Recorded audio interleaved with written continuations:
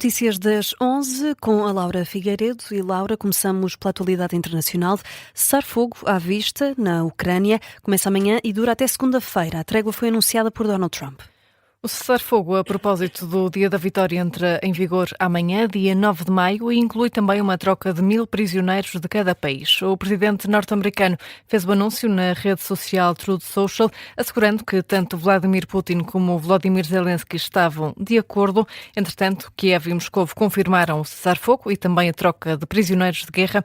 Ora, na análise, o professor de Relações Internacionais Bernardo Valente diz esperar que este cessar-fogo seja cumprido. O conflito vai com cerca de 4 anos, um pouco mais, e não me recordo de um cessar-fogo que tenha sido duradouro, e não me recordo sequer de um cessar-fogo que não tenha culminado logo a seguir em ataques de ambos os lados.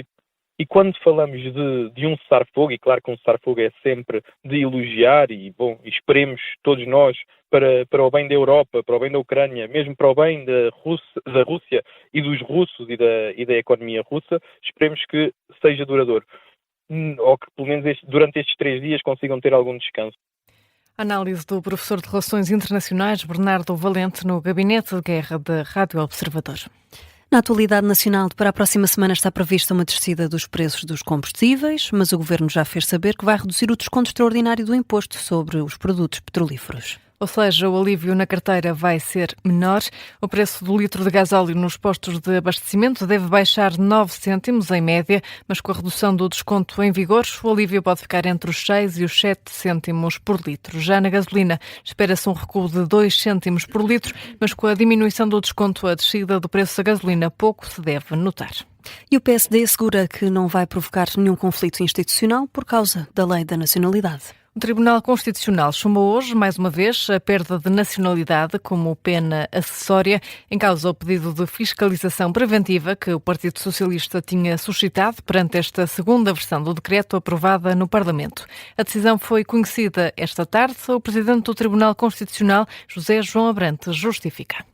Da conjugação do critério temporal escolhido com as regras sobre a produção de efeitos da atribuição da nacionalidade originária, que retroagem ao nascimento, e com a idade de imputabilidade penal, 16 anos, resulta a exclusão objetiva dos cidadãos com nacionalidade originária do âmbito de aplicação da norma.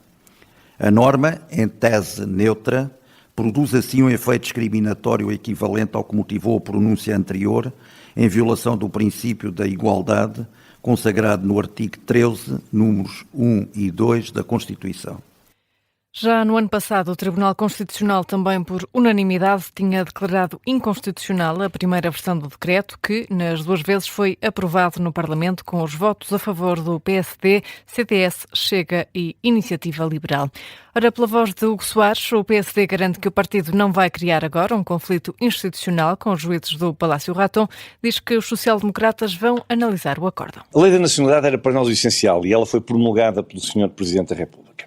Quanto à perda da nacionalidade como sanção acessória que foi declarada inconstitucional pelo Tribunal Constitucional, nós teremos tempo para analisar o acórdão. E nós falaremos com todos os partidos que apoiaram a aprovação dessa lei no Parlamento. Mas também fui muito claro quando disse que não provocaremos nenhum conflito institucional por força desta declaração por unanimidade do Tribunal Constitucional. As declarações de Hugo Soares captadas pela SIC Notícias. Já o Chega quer reconfirmar a lei no Parlamento. André Ventura admite que a decisão é uma derrota para o partido e garante que vai falar com o líder do PSD e primeiro-ministro. Ao reconfirmar esta lei, com a maioria cá hoje no Parlamento, e reconfirmá-la, dizer que, independentemente desta interpretação, nós estamos convencidos disto. Quem comete crimes em Portugal, crimes graves como estes, de homicídio, violação de terrorismo, deve perder a nacionalidade portuguesa. O Parlamento deve ter a coragem de dizer isto e de reconfirmar isto.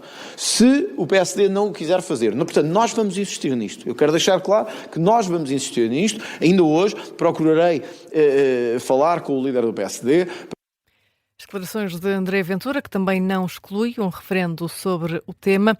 Já o PS espera que agora, depois do chumbo, este processo chegue ao fim. Que este processo tenha terminado depois de 2 vetos por unanimidade.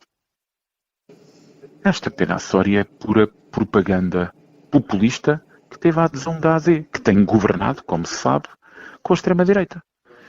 E não procurando nestas matérias ter um consenso moderado, alargado com o Partido Socialista e outros partidos democráticos. Naturalmente também há que considerar outros partidos democráticos para além do Partido Socialista, insiste em fazer acordos com a extrema-direita. Ora, a extrema-direita não respeita os direitos humanos.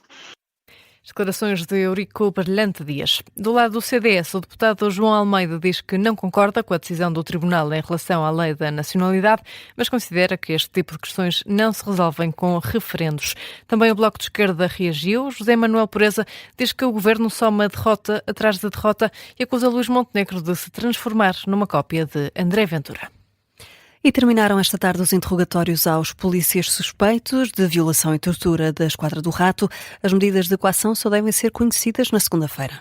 Um dos advogados dos suspeitos, António Caiola, explica que o Ministério Público alegou que precisa de mais tempo para avaliar, por isso mesmo só revela as medidas na segunda-feira. Bem, mas o Ministério Público diz que precisava de refletir, o que significa que vai ponderar esta noite mais.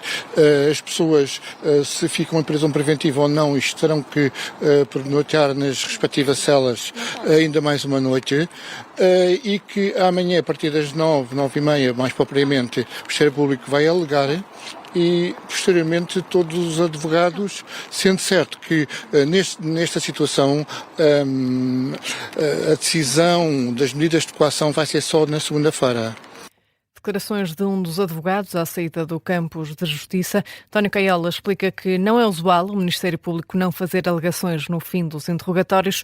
A sessão retoma amanhã para as alegações dos advogados e do Ministério Público. Laura, vamos também atualizar a informação de âmbito local.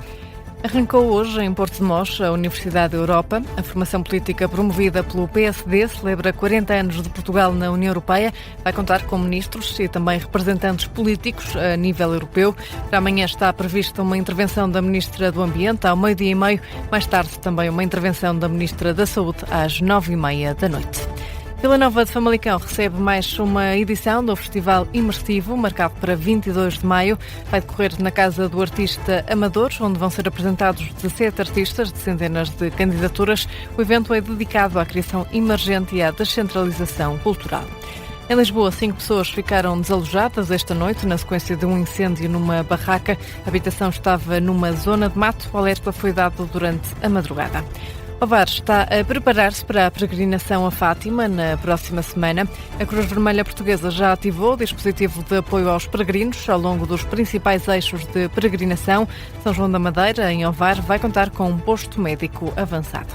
A Biblioteca Municipal do Seixal alargou o horário de funcionamento para responder à época de exames. Agora funciona de terça a sexta-feira, entre as 10 da manhã e as 11 da noite. Aos sábados, o horário mantém-se entre as 2h30 da tarde e as 8h30 da noite. Já aos domingos e segunda-feira está encerrado.